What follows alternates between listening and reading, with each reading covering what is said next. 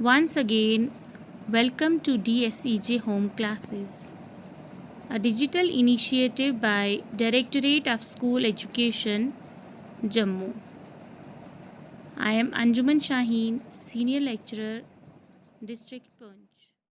Dear students, as we know, a sannyasi is an ascetic who has renounced worldly attachments and pleasures. He spent most of his time in meditation and repeating the name of God. But the sannyasi we are going to meet today in this lesson is totally different from the sannyasi we met or seen in our life. His character is described in the story Appa Mam, written by Padma Hejmadi, also known as Padma Parera. Dear students, before reading the story Appa Mam, let me introduce you to the author of the story. Padma Hejmadi was born in Madras, India. Hejmadi receives her BA Honours degree from the University of Delhi and MA from the University of Michigan. She has given readings and seminars at Vassar, the MFA program at Columbia.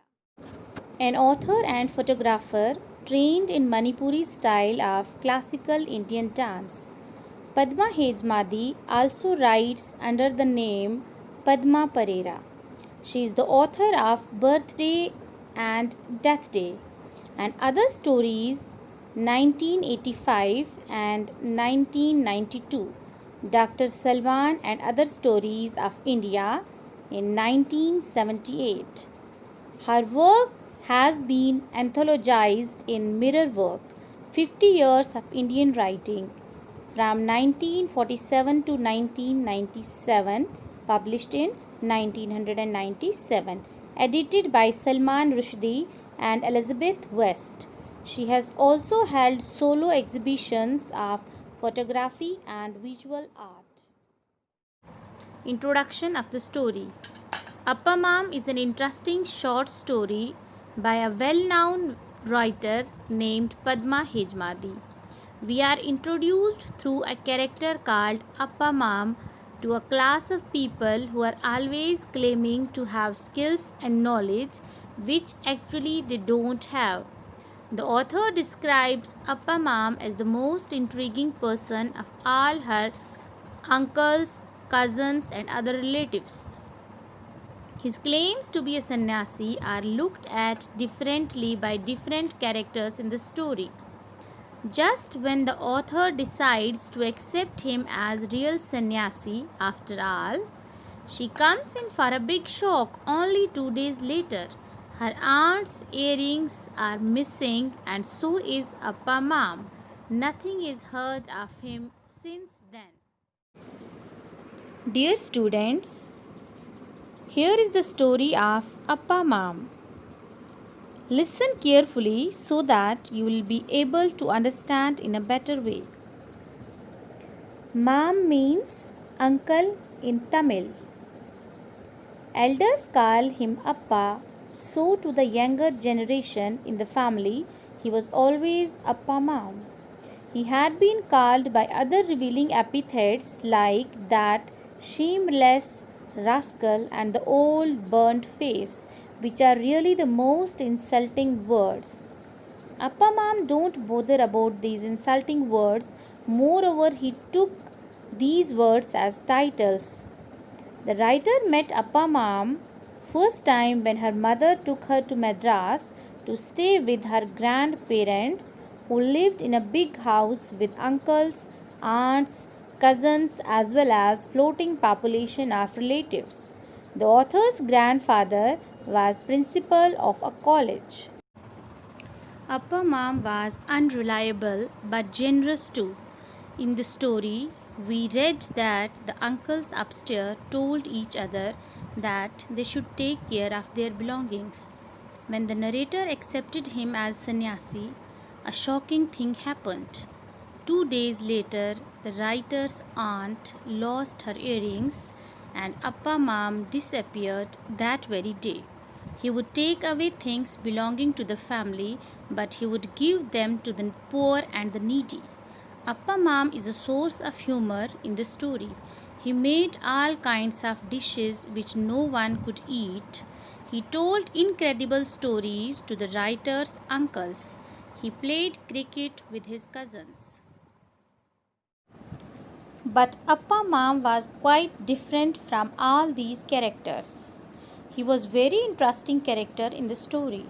He claims to be a sannyasi. When the author and her mother reached Madras, they found Appa Mam sitting in the grandfather's chair, smoking his bidi. His head was clean shaven, his forehead liberally smeared with ashes, and he was reading a newspaper. His behavior did not make him look spiritual. When the writer's mother asked him where he had been all these years, he said with dignity he had been in the mountains doing meditation. Everybody in that house teased and made fun of Appa Mam. He always told different things to different persons about where he had been all those days, depending on their individual tastes and power of appreciation. Sometimes he would disappear with some money or other things from the house. This made some members of the family lock up their belongings. After hearing this, the writer asked her mother if Appa Mam was a thief. Her mother tried to defend Appa Mam. She said everybody talked of his taking things, but no one mentioned how easily he gave those things to the poor and the needy persons. As an ascetic, he did not believe in possessions. He himself had nothing beyond that saffron robe and begging bowl.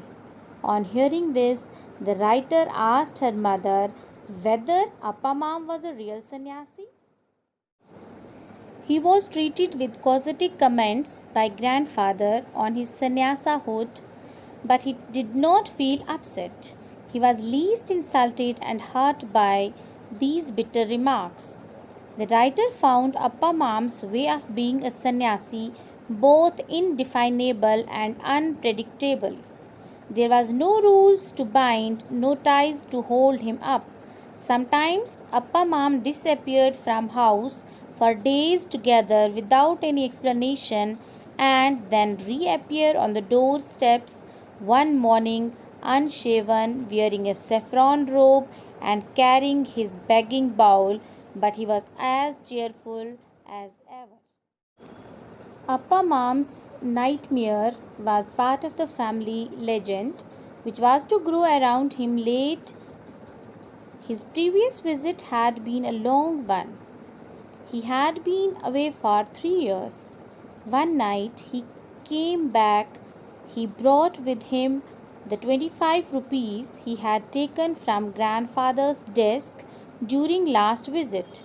The uncle said that good act had brought on the nightmare. Grandfather woke up at midnight. He found Appa Mam yelling some nonsense. He was also seen dancing like a dervish around his bed. Appa Mam was, however, made to stop by the grandfather. He stopped suddenly, sat down on the bed, and opened his eyes. The grandfather found that he had fallen asleep all the time. When grandfather thrashed Appa Mam, he just looked at him in silence. After some time, he said, "This gibberish, cats, that is what it was. You don't keep cats." And he went back to the bed. When the writer had listened to all that, she felt sorry for Appa Mam because she was unable to decide whether Appa Mam was a sannyasi or a charlatan. He continued to be cheerful and happy-go-lucky, deriving comfort out of just being alive without worrying about things in the least. One day, Appa Mam's disciples came. They were a collection of people wanting to know whether the sannyasi was at home and whether they might get his darshan, his personal blessings. Grandfather was surprised to learn that he had a disciple, but he said that he had been practicing silent meditation for years near the North Indian village. There he got some disciples and he was revered as a saint. All the members of the family reacted in their own ways, expressing wonder. In the meantime, Appa Mam finished his breakfast. He was not at all disturbed by the general amusement and the derogatory remarks being made from all sides. Then he said quite strongly that they should not laugh in front of his disciples. He wanted them to respect their faith his disciples had in him. At once the laughter died down. There was pin-drop silence thereafter. Appa Mam sat cross-legged under the neem tree at the back of the house. He saw his disciples one by one. They included a mother with her baby, an old farmer, a cripple, a young couple, and a handful of children. All of them had come with offerings. All the members of the family watched him blessing his disciples, something they had never thought of. That night, when the disciples had left and everybody had gone to bed, the writer told her mother that she had decided Appa was a real sannyasi after all. 2 days later, the earrings of the writer's aunt were missing, and so was Appa Mam. No one in the family had heard of him since then. This was all about the story Appa Mam.